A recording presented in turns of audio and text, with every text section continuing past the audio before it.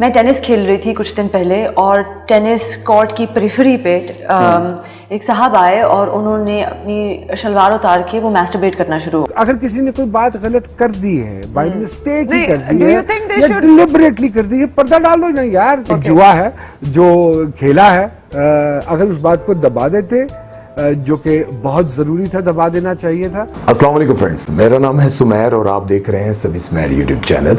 दोस्तों, एक वक्त हुआ करता था जब किसी खानदान में किसी लड़की या फिर किसी बच्चे के साथ ज्यादती हो जाए तो उस खानदान के बड़े बूढ़े यही कहा करते थे कि इस बात को छुपा लो, इस बात को किसी के साथ डिस्कस ना करना। और वो लोग रिपोर्ट तक नहीं दर्ज करवाते थे क्योंकि वो चाहते थे कि जो हमारी बची कुची इज्जत है उसकी भी लोग कहीं धचियां ना उड़ा दे और उस बच्ची या फिर उस बच्चे का मुस्तकबिल खराब ना हो जाए। कोई उससे शादी नहीं करेगा, उस बच्चे को लोग ताने देंगे। और आपको तो पता है, जब लोगों को किसी की बुराई या फिर किसी की कमजोरी पता चल जाए तो वो उस पर पर्दा नहीं डालते बल्कि उसको दूसरों के साथ डिस्कस करके मजे उड़ाते हैं। ये वक्त इसी तरह गुजरता रहा और फिर हमारे मुल्क में औरत मार्च वाले हैं जिन्हें फेमिनिस्ट कहा जाता है।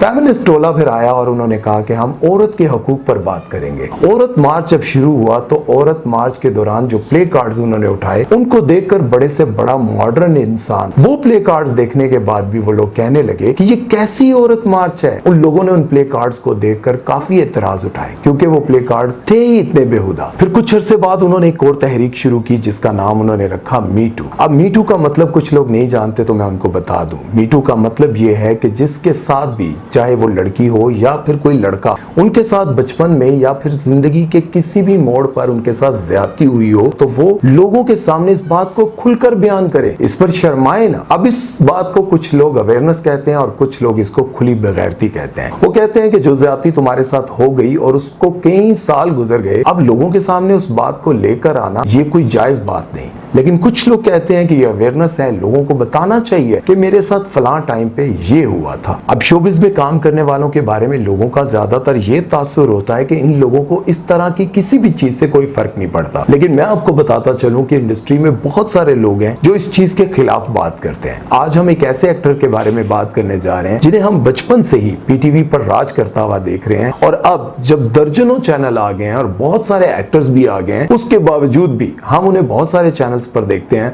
और आज भी वो तमाम तर चैनल्स पर राज कर रहे हैं। उनके किरदार को देखने के बाद यूं नहीं लगता कि हम किसी ड्रामे को देख रहे हैं, बल्कि ऐसे लगता है कि हम रियल लाइफ में कोई ऐसा किरदार देख रहे हैं। जी, मैं बात कर रहा हूं नुमान एजाज की। नुमान एजाज की बहुत बड़ी फैन फॉलोइंग है और लोग उनको बहुत पसंद करते हैं, लेकिन बहुत सारे लोग उन पर बहुत एतराज भी करते हैं। अब फेमिनिस्ट टोला और मीटू वाले तो नुमान एजाज के सख्त खिलाफ हैं। उसकी वजह यह है कि नुमान एजाज ने अपने शो में आयशा उमर को बुलाया था और आयशा उमर ने यह बताया था कि जब मैं इंडस्ट्री में नई आई थी तो मेरी बाप की उम्र का एक डायरेक्टर था जिसने मुझे कई साल तक जिनसी ज्यादती का निशाना बनाया और वो मुझे हरासा करता रहा। लेकिन मैं मासूम थी, खामोश रही। मैं समझ नहीं पा रही थी कि मैं इसका क्या रिएक्शन दूं और किसको बताऊं। इन बातों को सुनने के बाद नुमान एजाज आगे से यही कहते रहे, अच्छा आप इतनी मासूम थी, आपको पता ही नहीं चला कि आपने क्या करना है, कि जैसे वो आयशा उमर का मजाक उड़ा रहे हैं। आपको लगा कि आपको बहुत आपकी वाहवाकार हुई, किसी तहरीक को सपोर्ट कर रही थी, किसी ने आपसे वो सच पूछा था? जी, पूछा था। अच्छा, बल्कि बहुत लोग।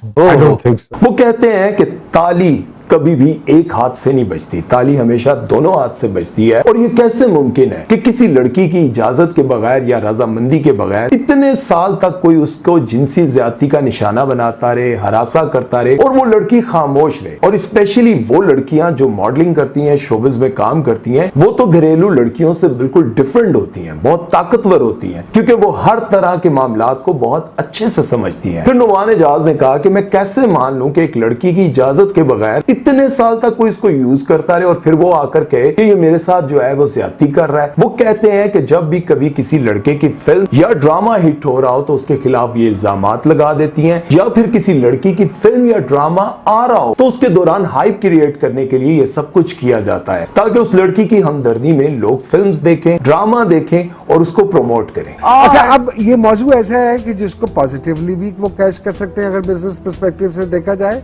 एक हाइप क्रिएट करके। मुझे ये ज़ाती तौर पे लगता है कि हाँ उस मूवी के लिए भी हेल्प हो सकती है। अब नुमान एजाज के सिलेक्शन के बाद शोबिज में भी उनको बहुत डिस्कस किया गया और आम आवाम ने भी उनको बहुत गालियां दी और उन्होंने कहा कि आयशा उमर अपना दुख सुना रही थी और नुमान एजाज मजे ले रहे थे और उनका मजाक उड़ा रहे थे। फिर मीरा सेठी जो कि नजम सेठी की बेटी है और फेमिनिस्ट की बहुत बड़ी सपोर्टर है और अक्सर सोशल मीडिया पर आपने इनकी पिक्स भी देखी होंगी जिसमें वो सिगरेट पी रही होती है और काफी वल्गर ड्रेसिंग भी करती है। वो मी टू को बहुत ज्यादा सपोर्ट करती है। उन्होंने अपने शो में अदनान सिद्दीकी को बुलाया और उनसे पूछा कि आपको पाकिस्तान में सबसे बेहतरीन एक्टिंग किसकी लगती है। तो अदनान सिद्दीकी ने कहा कि मुझे सबसे बेहतरीन एक्टर नुमान एजाज लगता है और उनकी एक्टिंग को मैं बहुत पसंद करता हूं। अदनान सिद्दीकी का जवाब सुनने के बाद तो मीरा सेठी के चेहरे की हालत ही बदल गई, जैसे उन्हें नुमान एजाज से कोई जाती दुश्मनी हो और वो कहने लगी नुमान एजाज की एक्टिंग किसी दौर में मुझे बहुत अच्छी लगती थी और मैं उनका हर ड्रामा देखती थी, लेकिन अब मुझे वो बिल्कुल भी अच्छे नहीं लगते और ना ही उनकी एक्टिंग अच्छी लगती है क्योंकि वो मी टू के खिलाफ बहुत बोलते हैं और उसका बहुत मजाक उड़ाते हैं और फेमिनिस्ट के भी बहुत खिलाफ हैं। मुझे वो उनकी एक्टिंग बहुत अच्छी लगती थी।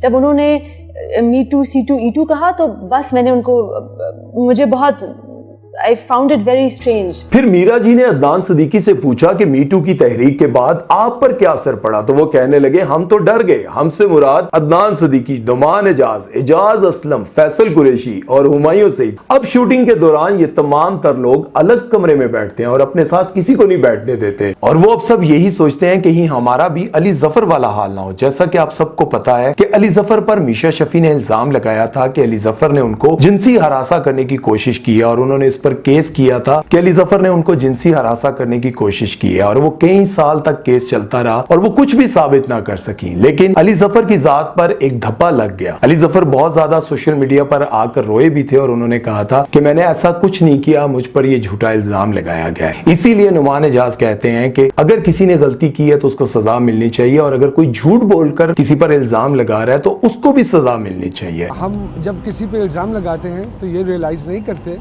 कि उस इल्ज़ाम का उस ख़ानदान पे, उस इंसान पे क्या असर, इसका तयन कौन करेगा कि ये हुआ वाक़या, ये वाक़या सच्चा है कि नहीं है।